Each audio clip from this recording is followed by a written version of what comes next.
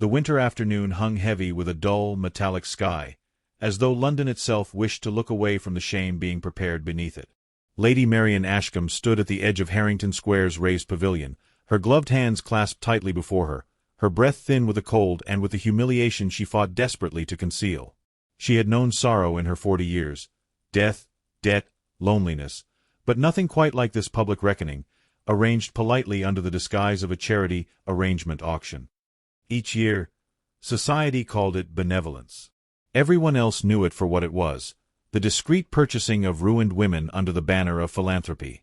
And today, despite her age, her quiet dignity, and her late husband's once respected name, Lady Marian had become one of the unfortunates placed on display. The crowd pressed eagerly around the pavilion, their winter cloaks brushing in restless anticipation. Men whispered behind gloved hands. Women pointed with softened expressions meant to disguise their delight. Newcomers asked one another why a woman of Marian's maturity and composure had fallen to such circumstances. The answer, of course, was simple. When a widow possessed neither money nor beauty nor youth, society no longer found her useful. Marian kept her chin raised, refusing to bow her head even as cruel speculation drifted toward her. 40, is she? Murmured a young duchess with jeweled hair. Poor creature. Age gives no discounts today. Laughter fluttered. Marian's throat tightened, but she remained still. She had learnt long ago that dignity was not in appearances, but in endurance. The announcer, wearing an expression of inflated importance, rapped his cane smartly upon the wooden floor. Lady Marian Ashcombe, he called, widow of the late Lord Reginald Ashcombe, now seeking security through arrangement. A respectable woman, loyal, mild of manner, and, here he paused, allowing the crowd its smirk, willing to accept a modest household. Modest. She swallowed the bitterness rising in her chest. Reginald had left her nothing but debts and whispers. His gambling tables had been more beloved to him than any domestic responsibility. The Ashcombe fortune, once proud, once generous, had slipped away like water cupped between trembling fingers. Marian had struggled quietly to restore even a semblance of order. But when creditors threatened legal action, she had been forced into the only choice that would keep her sheltered from true ruin. As her name echoed into the winter air, a hush spread. A few gentlemen stepped forward with the half-hearted interest of men scanning a book they had no intention of reading. Marian forced her shoulders back. Let them judge her, she would not collapse before them. The announcer prepared to call the opening bid when a ripple, subtle at first, swept through the assembled crowd. Heads turned. Fans paused. A murmur rose from the back. Marian followed their gaze. A carriage, black as an unlit hearth, had stopped at the edge of the square. From it emerged a tall figure draped in a cloak of deep charcoal, his steps measured, his posture unyielding. The air itself seemed to shift. The announcer stuttered. "'T the Duke of Everthorne," he whispered, before composing himself with strained theatricality. But the crowd required no introduction. The wolf had arrived. Duke Aldrich Blackwell, widower and master of Everthorne, carried a reputation that made even seasoned aristocrats uneasy. His wealth was the envy of half of England. His temperament, the dread of the other half. Men respected him because fearing him was unfashionable. Women whispered that his heart had died with his late wife. Marian had never seen him in person before. As he approached, the space around him seemed to fold inward. He did not look left or right. He looked only at her. And when his gaze met hers, cool, assessing, impossibly steady, Marian felt the air leave her chest. It was not attraction, nor admiration.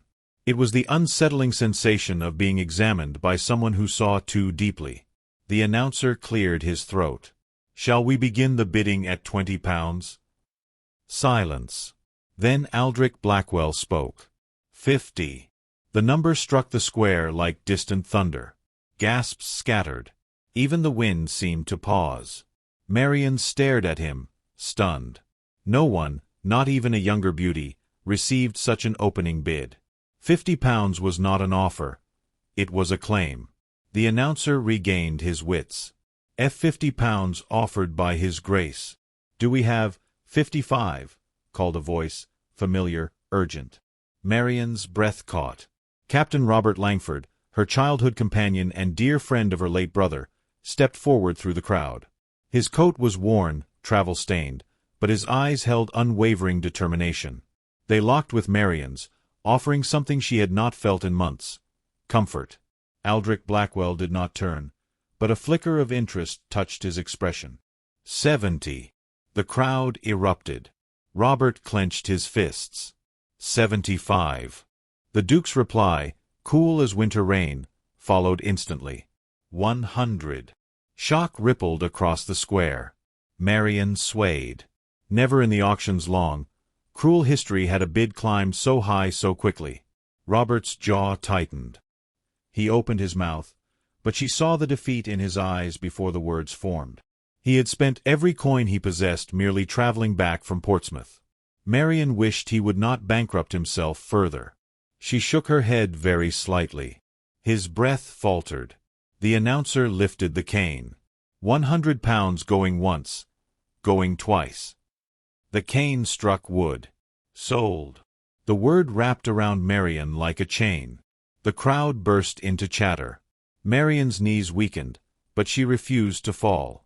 Aldrich Blackwell stepped closer. She expected triumph, cruelty, anything that would match his reputation. Instead, his expression remained unreadable, carved from something harder than stone yet strangely untouched by arrogance. He extended his hand, not in dominance, but in a gesture startlingly formal. She hesitated, then placed her trembling gloved fingers in his. His grip was firm, steady, almost cautious, as though aware she might shatter with a single harsh movement. Captain Robert pushed forward, breathless. "Marian!" Blackwell's gaze flicked to him, sharp but not hostile, before returning to her. "Your circumstances," he said in a voice low enough that only she could hear, "are not what the world believes." Her pulse stilled. "What do you mean?" His eyes held hers, unwavering. "Your father left debts, yes. But he also left secrets. And now you stand at the center of them." A tremor of fear, or perhaps anticipation, rippled through her. "Secrets!" Blackwell released her hand, but his voice sank deeper, steadier. "I did not come here to purchase a wife, Lady Marian. I came to claim the truth he died protecting." And as the murmurs deepened and the Duke's unreadable eyes held her trapped between dread and impossible hope, Marian felt the fragile world she had clung to shifting beneath her feet. The journey to Winthrop Hall unfolded like a descent from public disgrace into private uncertainty. Marian sat opposite the Duke in the dim interior of his carriage, the passing winter landscape blurring into muted strokes of gray and white. Neither spoke. The air between them held a strange equilibrium, neither hostility nor comfort, only a quiet awareness that their fates had shifted in ways neither could yet measure. Marian kept her hands folded tightly in her lap, hoping he would not notice the tremor running through her fingers. She had been sold, yes, but ignorance was the heavier chain. What truth had he spoken of, and why had he paid so exorbitantly for it? When the carriage halted before Winthrop Hall, Marian's breath caught. The estate rose like a monument carved from storm clouds, stone walls darkened by rain, tall windows glinting beneath the pale afternoon light, and ivy curling along its towers like silent witnesses to forgotten histories. Servants lined the entrance with the rigid precision of soldiers awaiting inspection. Yet something within their posture surprised her, not fear, not suspicion, but curiosity. She wondered what rumors had reached them, that the Duke had returned with a woman, and one far from the youthful beauty society expected him to take interest in. A footman opened the carriage door. The Duke stepped out first, then extended his hand to Marian. She accepted it, finding his grip steady but not possessive. Inside, the grand foyer glowed with a soft amber wash from chandeliers shaped like frozen clusters of light. Fresh greenery curled around banisters, as though the house kept itself alive despite its master's infamous austerity. Marian felt her breath warm with awe. She had not lived amid beauty for a very long time. "You will be shown to your chamber," the Duke said quietly. "My steward will answer any immediate needs." His voice carried neither warmth nor distance, only a strange restraint, as though he were weighing every word before allowing it to exist. Marian curtsied. "Thank you, Your Grace." For a moment, he seemed about to add something, then simply inclined his head and walked toward his study, leaving her with a sense of unfinished meaning. Her chamber overlooked a winter garden where bare branches bent beneath frost. A fire had already been lit in the hearth, and though the room was simple by aristocratic standards, its cleanliness and order soothed her frayed nerves. She had barely begun to remove her gloves when a soft knock sounded. A maid entered, carrying a small velvet box. "From His Grace," she murmured, offering it with both hands. Marian opened the box slowly, expecting a perfunctory token, perhaps a brooch or a handkerchief. Instead, she found a pair of gloves, deep purple, almost black, stitched with delicate silver threading. They were far finer than anything she had ever owned. She touched the fabric, startled by its softness. Beneath the gloves lay a folded note. Her heartbeat stumbled. She lifted it, recognizing the Duke's elegant hand. "Wear these when you wish to be heard." The meaning unsettled her. Was it a promise? A command? A courtesy? Or something more inscrutable? The Duke was not a man who offered gestures lightly. She pressed the gloves to her chest, unsure whether to feel gratitude or alarm. By the next evening, scandal had already outpaced her arrival. Newspapers, always hungry for a story, devoured the tale of a widowed woman of advanced years being purchased by the feared Duke. At Winthrop's breakfast table, the steward appeared with a simmering stack of papers, each headline more sensational than the last. Marian scanned the words with growing dread. Mysterious acquisition by the Wolf of Everthorne. Age no barrier to His Grace's lesser preferences. Charity or control. Society speculates. Her throat tightened. She pushed the papers aside. That afternoon, Winthrop received an invitation to the Winterbourne soirée, a prestigious event attended by the highest echelons of London society. Marian assumed the Duke would attend alone. Instead, he entered the drawing-room where she sat reading by the window. "You will accompany me," he said simply. "The carriage leaves at 7. Marian stared at him, breath unsteady. "Your Grace, the scandal is already severe. My presence is of no concern to me," he finished. "Nor, I believe, should it be to you." She lowered her gaze, realizing he was not requesting but declaring. Yet the declaration carried no arrogance. It carried intent.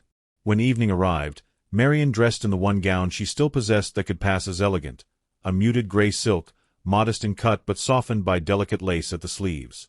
She hesitated before slipping on the dark purple gloves.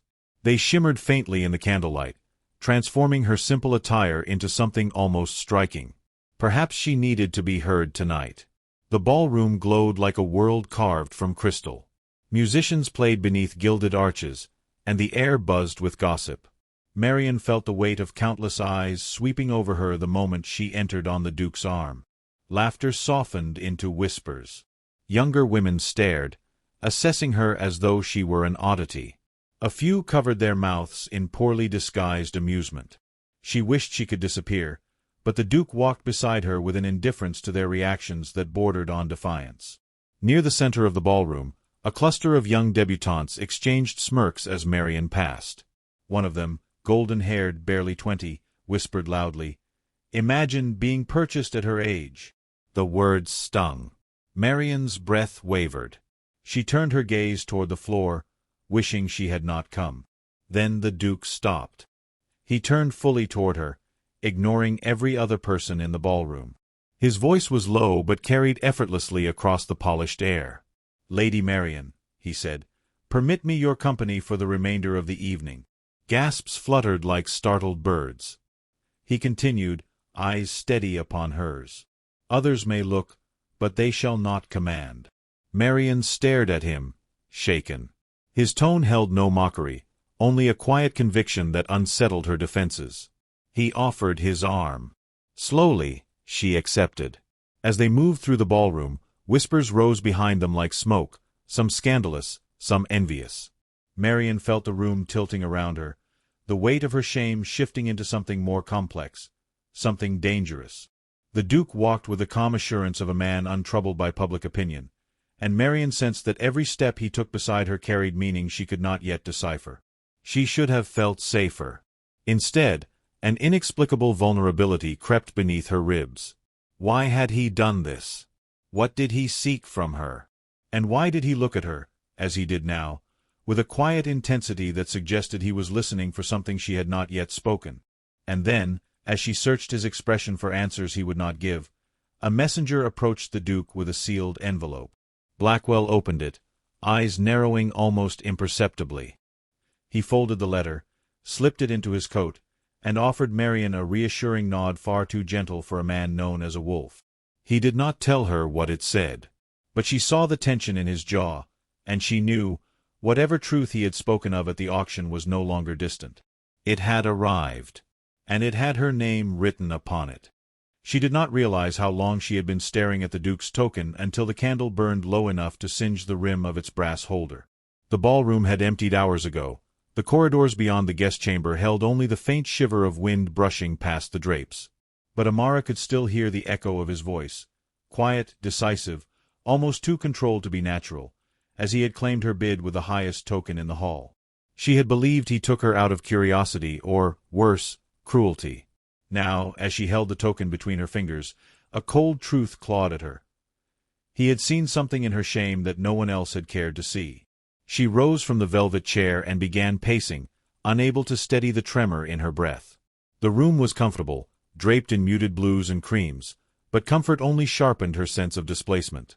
She felt like an object placed where it did not belong, polished, assessed, owned. She closed her eyes. She had promised herself she would not break again, no matter how heavy the night became. But dignity was a fragile thing, and tonight it had been stretched so thin she could almost hear it tearing. A soft knock broke through her thoughts. She stiffened.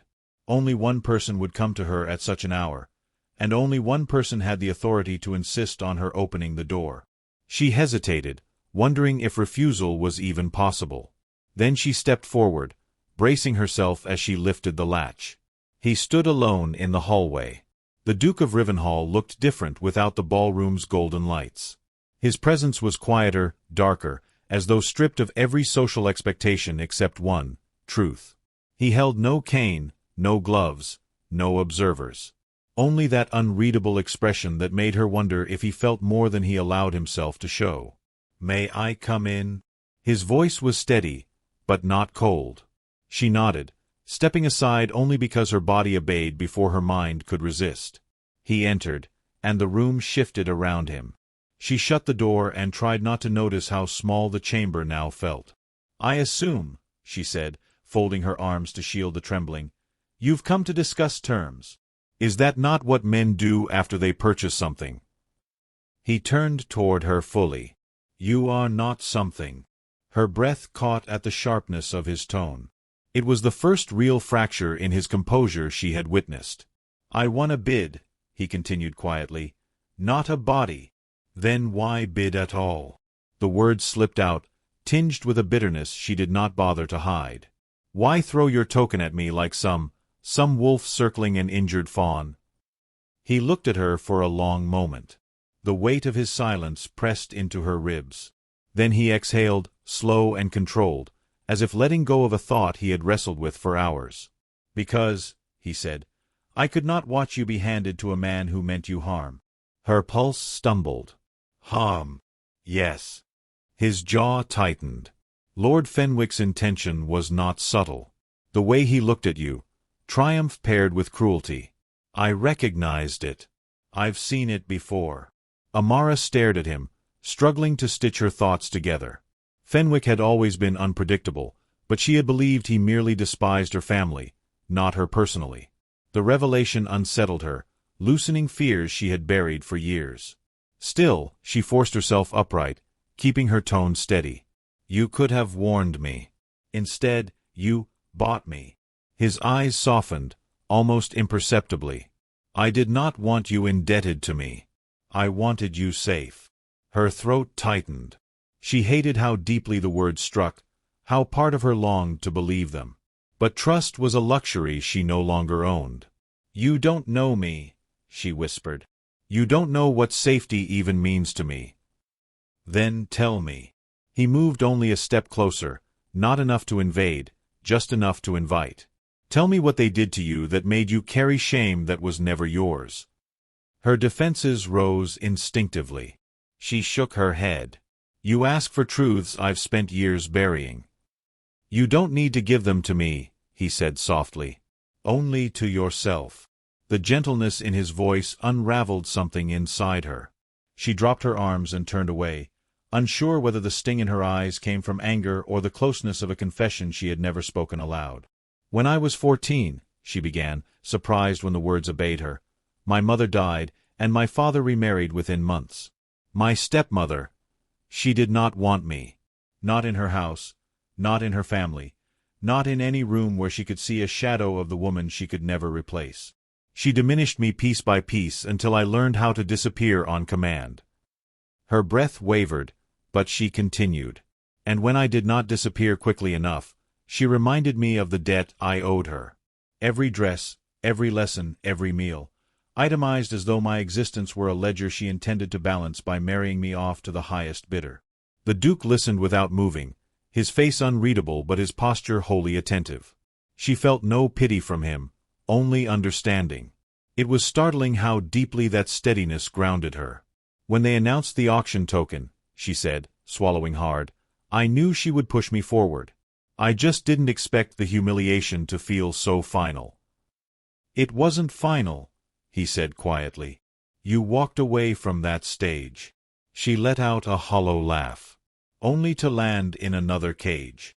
"No," he said, and the word was so firm that she finally turned back to face him. "You are free to walk out of my house at dawn. I will not touch you, bind you, or use you. My token was not a claim, it was a barrier." Something unsteady flickered in her chest. She wished he had been cruel. Cruelty was predictable, simple, familiar. But kindness, controlled, intentional kindness, was far more dangerous.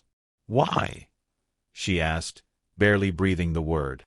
He hesitated, and for the first time, the veneer of detachment slipped. She saw something in his eyes, something shadowed, something ache-filled, something that did not belong to a man untouched by pain. "Because someone once saved me," he said, "and I spent years wishing I had saved her back." The room stilled. She took a step toward him, slow, unsure, compelled. "Who?" He held her gaze. "My wife." Her breath froze. Before she could react, before she could soften or retreat or question the storm behind his confession, he reached into his coat and withdrew an object wrapped in dark fabric. He set it gently on the table between them. "Tomorrow," he said, voice low, "you will understand why you were never the one truly on display tonight."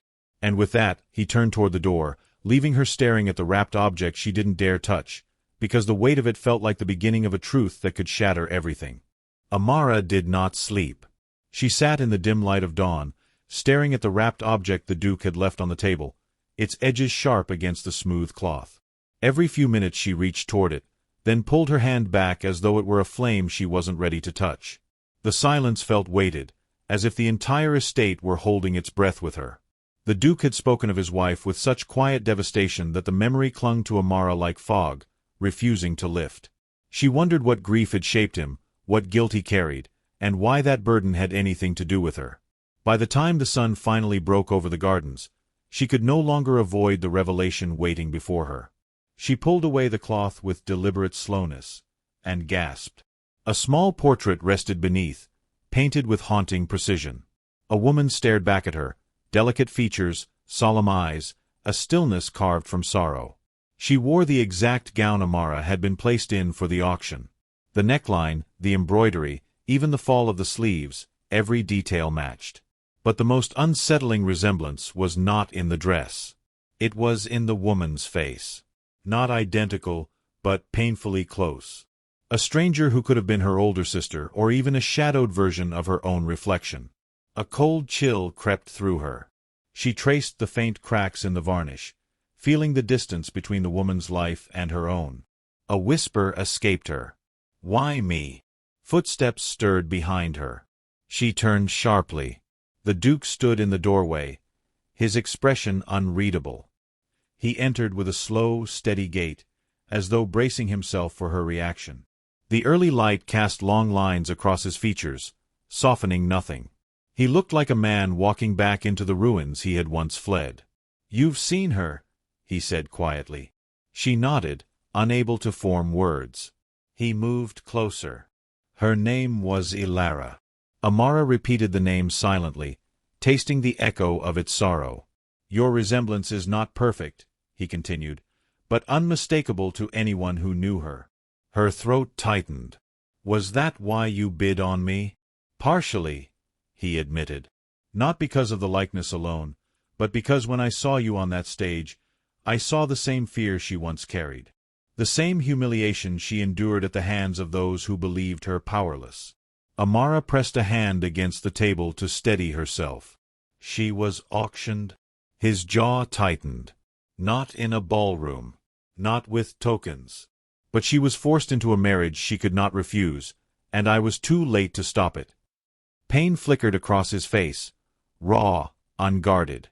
"By the time she reached me, she was already caged in a life she could not bear." The room felt smaller, as though the walls leaned in to listen. "She died 3 years ago," he said. "But not before begging me to never let another woman suffer the way she did." Amara stared at the portrait again, her pulse trembling. "So you saved me," she murmured. "To save her?" "No," he said, stepping closer until the air between them thinned. "I saved you because no one saved her. And I could not allow history to repeat itself in front of my eyes." The sincerity in his voice shook something inside her, something she had kept sealed for years. But another question clawed forward. "Why show me this now?" His gaze lowered. "Because what happened last night is not over." A chill slid down her spine. "Fenwick," she whispered.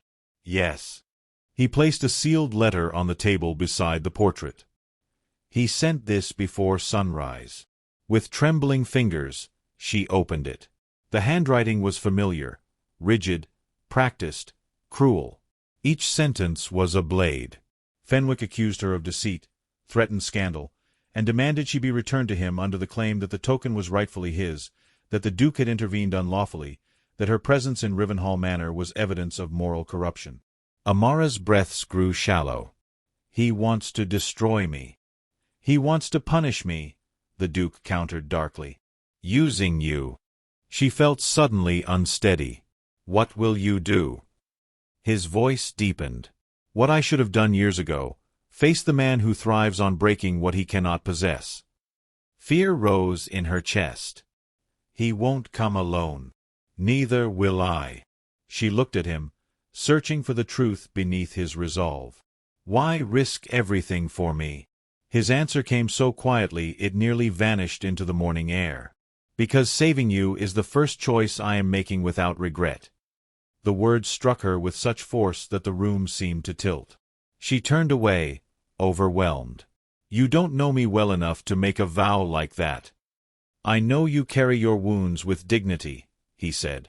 "And I know you walk into humiliation with your head high, even when others would crawl. That is enough." She felt her defenses falter. For years she had been treated as a burden, a pawn, a commodity.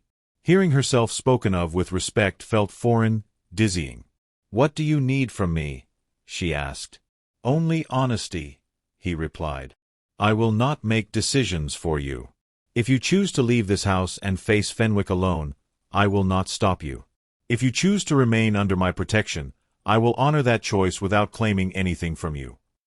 Choice, something she had been denied for so long it felt like a language she scarcely remembered. She took a long, steadying breath. "I want time to understand what all of this means. To understand you." He inclined his head. "Then you shall have it."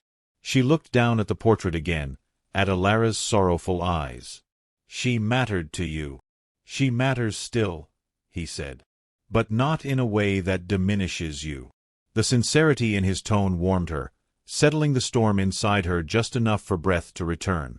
"What happens now?" she asked. He stepped back, his composure settling like armor. "Now we prepare," he said. "Fenwick will not allow your refusal, or my interference, to pass unanswered." A shiver rippled through her. "Prepare for what?" He met her gaze with a look that held both warning and promise. "For the reckoning he intends to bring upon this house." Before she could respond, a sharp knock echoed through the corridors, a servant's frantic voice calling the Duke's name, urgency cracking through every syllable. The Duke's expression hardened. "Stay here," he whispered. But Amara already knew. The reckoning had arrived sooner than either of them expected. The moment the servant's trembling voice spilled through the chamber door, the air inside the room seemed to shatter. Amara felt her pulse jolt, her breath catch, and the walls around her narrow into a single line of fear. The Duke moved first, swift, controlled, and deliberate, as though he had been preparing for this moment since dawn. He stepped toward her, placing a steadying hand on her arm, and though his touch was brief, it carried the grounding weight of a vow.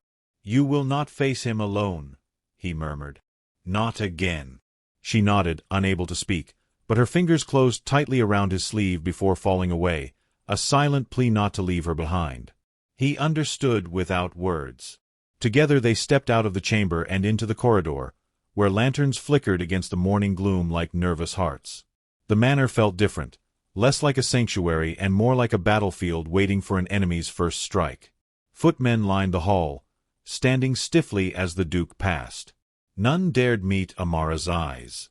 Perhaps they feared the storm gathering beneath the Duke's calm surface. Or perhaps they feared the man who had arrived unannounced and uninvited, demanding to see her. At the foot of the grand staircase, Lord Fenwick stood with one hand resting arrogantly on his cane, his posture a portrait of entitlement sharpened by malice.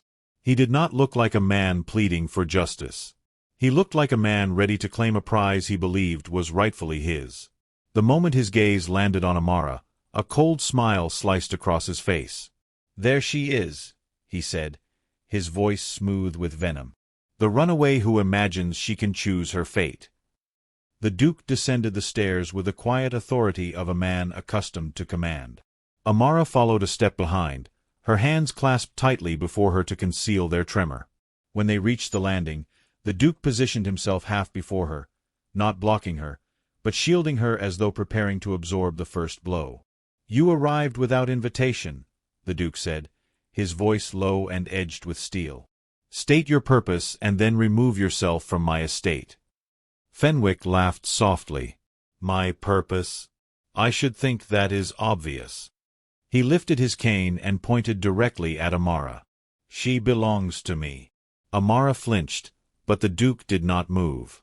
"She belongs to no one," he said. "She was auctioned," Fenwick countered sharply. "And the highest bidder was—" "The highest bidder was me," the Duke interrupted, "and you know that well. But even if you had succeeded, your claim would still be void. An exchange made under coercion cannot be honored." Fenwick's smile faltered, then hardened. "You speak of law as though you are immune to scandal. But the moment word spreads that you brought a woman from the auction block into your home, your reputation will crumble. What will society think? A widower purchasing a look-alike of his late wife." His eyes gleamed as he delivered the final blow. "Do you imagine you can survive such disgrace?" The Duke did not flinch. "If protecting her marks me with shame, then let the scandal be written in ink so dark it stains the decade." His voice lowered. "But understand this, Fenwick. You will not leave this house with her. Not through persuasion, threat, or force." Fenwick's eyes narrowed, and he stepped forward, his cane striking the marble with a crack. "I will not be denied." Before the Duke could reply, Amara stepped out from behind him. Her voice trembled at first but steadied with each word. "Lord Fenwick, you speak as though I am an object to be retrieved, not a woman with a will." He turned toward her, clearly irritated that she dared speak. She continued anyway. "You humiliated me before a ballroom of strangers. You reduced me to a token to be fought over. You threatened my dignity, my safety, and my future." Her breath shook, but her spine remained straight. "You will not do so again." Fenwick's face contorted. "You forget yourself." "No," she said firmly. "For the first time, I remember myself." The silence that followed stretched taut. Fenwick raised his hand as though to seize her arm, but the Duke grasped his wrist midair, stopping him with a grip that radiated deadly calm. The two men locked eyes. The Duke spoke with quiet finality. "Touch her, and I will end you." For a moment, the threat hung between them like a blade suspended by a thread. Fenwick jerked his arm free, unable to hide the flicker of fear beneath his fury. "Very well," he hissed. "If she refuses to return, then you both will fall. I will ruin your name in every drawing-room from London to Bath. I will expose your obsession with your dead wife's ghost."